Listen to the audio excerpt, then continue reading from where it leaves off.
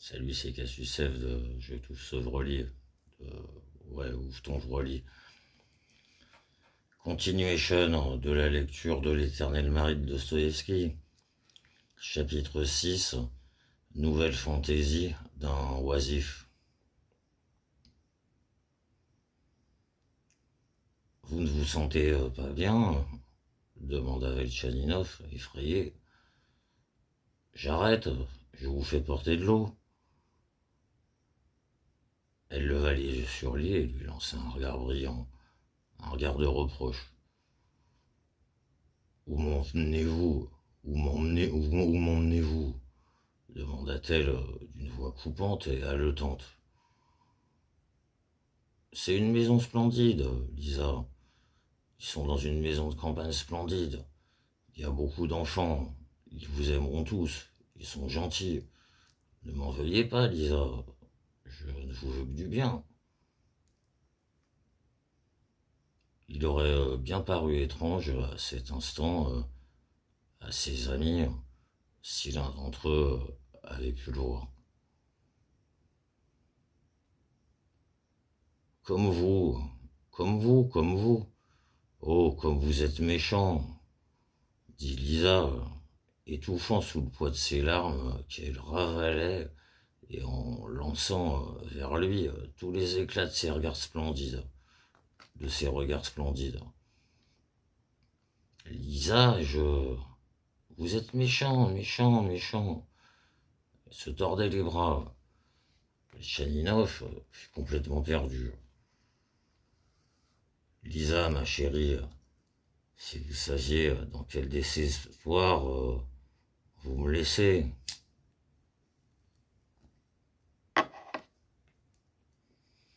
Si vous saviez dans quel désespoir vous me laissez. C'est vrai qu'il viendra demain, c'est vrai demanda-t-elle d'un ton impérieux. Oui, c'est vrai, c'est vrai. Je vous l'amènerai moi-même. Je le prendrai et je l'amènerai. Il vous trompera, chuchota Lisa, baissant les yeux à terre.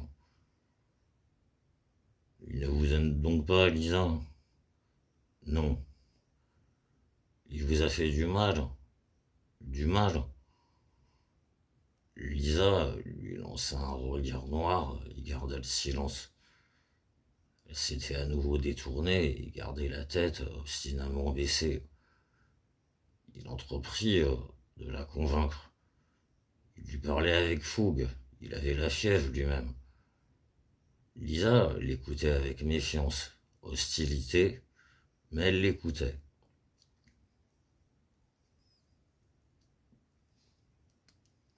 Cette attention le réjouit à l'extrême. Il se mit même à lui expliquer ce qu'était qu'un homme qui buvait. Il disait que lui aussi, il l'aimait et qu'il veillerait sur son père. Lisa finit enfin par lever les yeux et le regarda très attentivement. Il se mit à lui raconter qu'il avait connu sa maman et il voyait qu'il l'occupait par ses récits. Petit à petit, elle commença peu à peu à répondre à ses questions, mais prudemment, par monosyllabes toujours fermées. Elle laissa pourtant sans réponse les questions essentielles. Elle se taisait obstinément sur tout ce qui touchait aux relations qu'elle avait eues avec son père. En parlant avec elle, Velchaninov prit sa petite main dans la sienne, comme il l'avait déjà fait, et il ne la libéra plus. Elle ne la retirait pas. La petite fille, du reste, ne gardait pas toujours le silence. Elle se trahit quand même quand... Elle se trahit quand même dans ses réponses peu claires. Disons qu'elle aimait plus fort son père que sa maman, parce que lui, avant, il l'avait toujours aimé plus fort, et que sa maman, avant, elle l'aimait moins.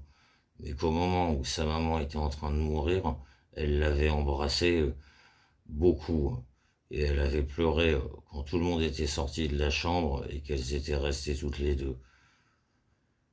et que maintenant, c'était elle qu'elle aimait le plus que tout au monde, plus que tout le monde. Oui, que le monde entier, et que toutes les nuits, elle l'aimait le plus.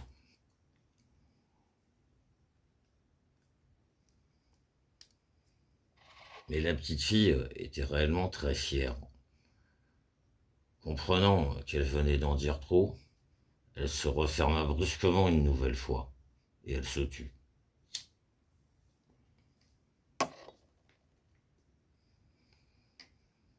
C'est même un regard de haine qu'elle lança avec Janinov, qui l'avait obligée à trop en dire.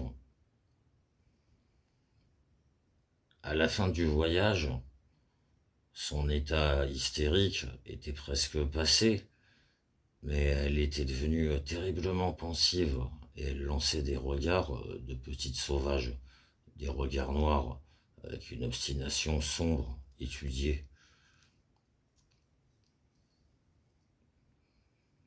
Quant au fait qu'on l'emmenait à présent dans une maison inconnue où elle n'avait jamais mis les pieds, cela semble-t-il, pour le moment, ne la troublait pas. C'est autre chose qui la torturait.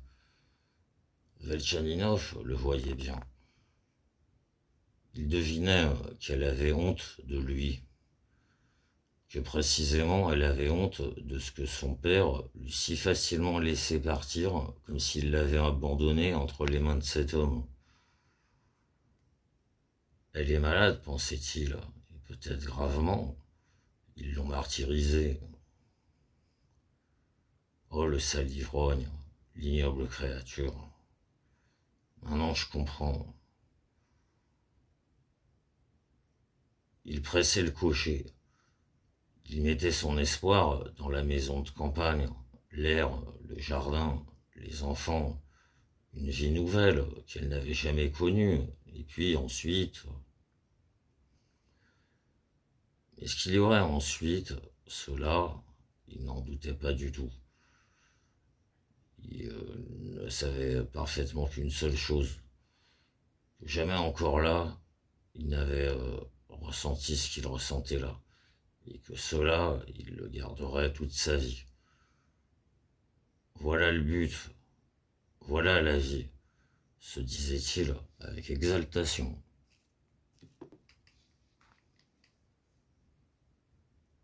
Beaucoup de choses faisaient à présent,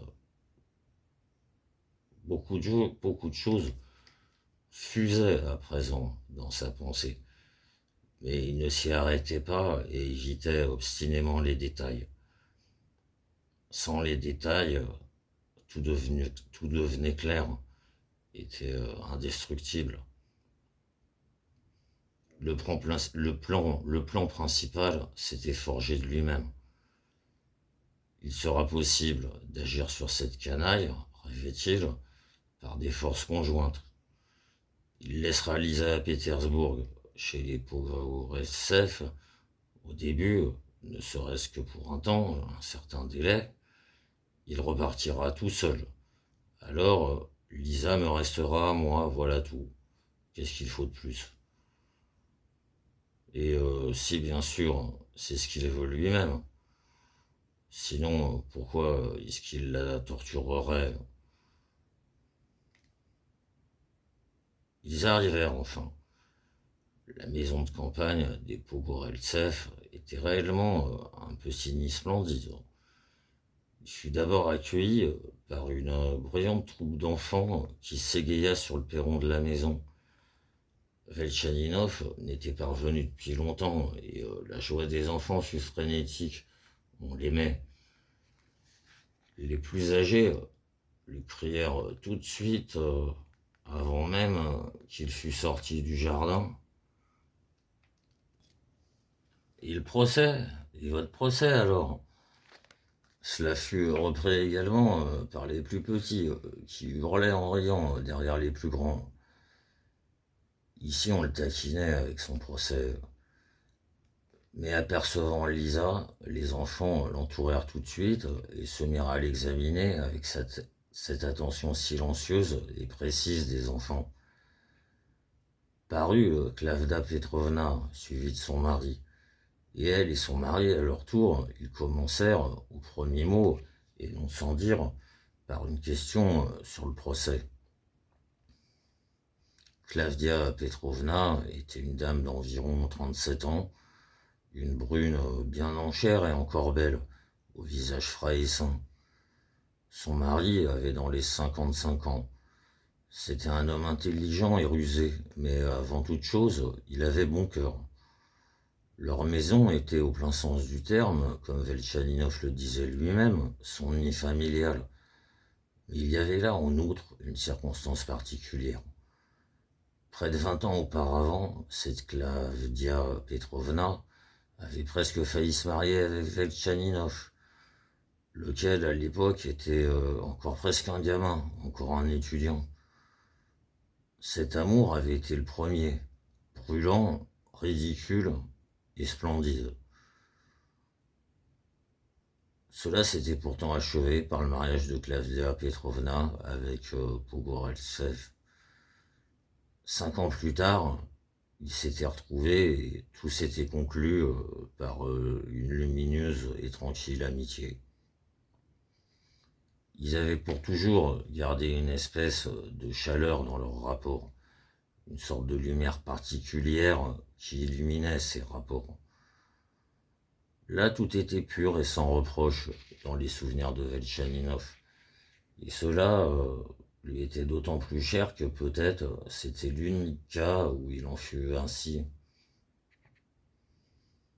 Ici, dans cette famille, il était simple, naïf, bon. Il jouait à la nounou. Il ne prenait jamais de pause. Il avouait tout et se confessait de tout. Il avait juré plusieurs fois au Pogoreltsev qu'il vivrait encore un petit peu dans le monde et puis qu'il viendrait s'installer chez eux et vivrait avec eux, cette fois sans plus les quitter. Au fond de lui-même, quand il pensait à cette intention, c'était tout sauf une plaisanterie. Il leur expliqua, avec pas mal de détails, tout ce qu'il fallait sur Lisa. Mais il suffisait de sa seule demande, sans autre explication particulière. Klavdia Petrovna couvrit de baisers la petite orpheline et promit de tout faire pour sa part. Les enfants se saisirent de Lisa et l'emmenèrent jouer dans le jardin. Après une demi-heure de conversation animée, Velchaninov se leva et prit congé. Il était dans une telle impatience que tout le monde le remarqua. On s'étonna, il n'était pas revenu depuis 3 semaines, et voilà qu'il repartait au bout d'une demi-heure. Il rit, il jura qu'il reviendrait le lendemain. On lui fit remarquer qu'il se trouvait dans un état d'énervement trop prononcé. Il prit brusquement la main de Klavdia Petrovna et, sous le prétexte d'avoir oublié de lui dire quelque chose d'important, il l'entraîna dans la pièce voisine. Vous vous souvenez de ce que je vous ai dit à vous seul? Est-ce que même votre mari ne sait pas sur cette année que j'ai passée à thé? Parfaitement. Vous en avez souvent parlé. Je ne parlais pas, je me confessais. Et à vous seul, à vous seul. Je vous ai jamais dit le nom de cette femme. Elle s'appelait Troussotskaya, la femme de Troussotsky. Elle est morte. Et Lisa, sa fille, c'est ma fille. Vous êtes sûr? Vous ne vous trompez pas? Demanda Klavdia Petrovna avec une certaine émotion. Je ne me trompe absolument, mais absolument pas, prononça Velchaninov d'une voix exaltée. Et il raconta aussi vite qu'il le pouvait, pressé, terriblement bouleversé, tout. Flavia Petrovna était déjà au courant de tout cela, mais elle ne connaissait pas le nom de la dame. Velchaninov avait toujours été tellement effrayé à la seule pensée que telle ou telle de ses relations put rencontrer d'une façon ou d'une autre Madame Troussovskaya et se mettre à penser que lui, il avait aimé ainsi cette femme, que même à Klaviadia Petrovna, la seule âme qu'il eut, il n'avait pas osé jusqu'à présent il n'avait pas jusqu'à présent, il n'avait pas osé jusqu'à présent s'ouvrir du nom de cette femme. Et le père ne sait rien, demanda-t-elle après avoir écouté le récit. Si, il sait. C'est ça qui me torture, que je n'ai pas encore tout tiré au clair là-dedans, poursuivit fougueusement Velchaninov. Il sait. Je l'ai remarqué aujourd'hui et hier. Mais il faut que je sache ce qu'il en sait exactement. Voilà pourquoi je suis pressé maintenant. Il va venir ce soir. Je ne comprends pas du reste comment il peut le savoir. Savoir tout, c'est-à-dire il sait tout sur Bagaouyov. Ça, il n'y a pas de doute.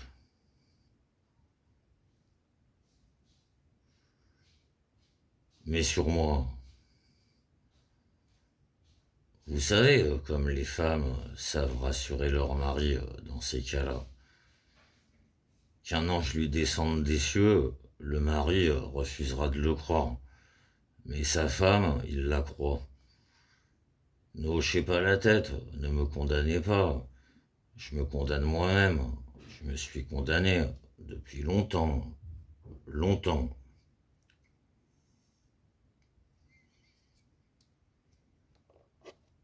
Voyez-vous, tout à l'heure, chez lui, j'étais tellement persuadé qu'il savait tout que je me suis compromis moi-même devant lui.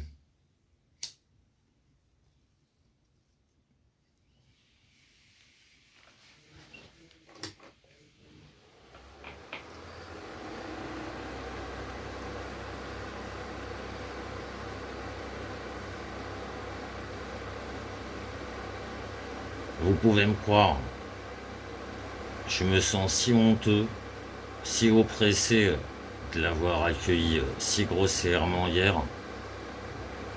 Plus tard encore, il faudra que je vous raconte les détails. Mais s'il est venu hier, c'est qu'il était poussé par un désir haineux, invincible, de me donner à savoir qu'il était au courant de son offense et qu'il connaissait son offenseur. Voilà le pourquoi de sa vie stupide en état d'ivresse. Mais c'est si naturel de sa part. Et il est précisément venu faire le reproche. En général, j'ai mené tout ça avec trop de chaleur.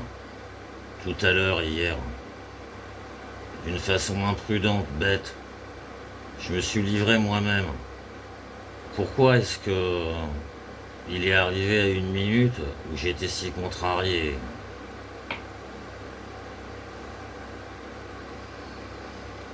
Je vous le dis, il a même torturé Elisa. Il a torturé une enfant. Et sans doute, là encore, pour faire le reproche, pour se payer du mal, ne serait-ce que sur l'enfant. Oui, il est aigri. Aussi insignifiant qu'il soit, il est aigri. Très aigri même. Ça va de soi. Ce n'est rien qu'un bouffon. Même si avant, je vous jure, il avait l'air d'un homme comme il faut, autant qu'il le pouvait. Mais c'est si naturel qu'il se soit lancé dans la débauche. Pour ça, mon âme, il faut un regard chrétien. Pour ça, pour ça, mon ami, il faut un regard chrétien. Et vous savez, ma bonne amie, je veux complètement changer à son égard. Je veux être bon. Ce sera même une bonne action de ma part. Parce qu'on a beau dire, n'est-ce pas, je suis coupable devant lui. Écoutez, vous savez, voilà ce que je vais vous dire. Une fois athée, j'ai eu brusquement besoin de 4000 roubles. Il me les a donnés à la minute, sans le moindre document, avec une joie sincère de pouvoir me rendre service. Et moi, à ce moment-là, je les ai pris. Je les ai pris de ses mains. J'ai accepté l'argent qu'il me tendait. Vous entendez? Comme l'argent d'un ami. Mais soyez plus prudent, remarqua avec inquiétude Klavedia Petrovna. Après tout cela, vous êtes si exalté, vraiment. J'ai peur pour vous. Bien sûr, à présent, Lisa est aussi ma fille. Mais il y a encore tant de choses non résolues. Surtout, vous devez prendre plus de précautions. Vous avez absolument besoin de prendre plus de précautions quand vous êtes dans le bonheur ou dans une telle exaltation. Vous êtes trop généreux quand vous êtes dans le bonheur, ajouta-t-elle en souriant.